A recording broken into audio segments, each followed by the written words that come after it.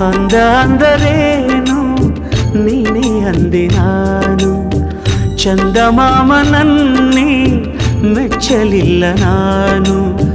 ಕಾಯಿಸಬೇಡ ಬಾರೇ ಬಾರೇ.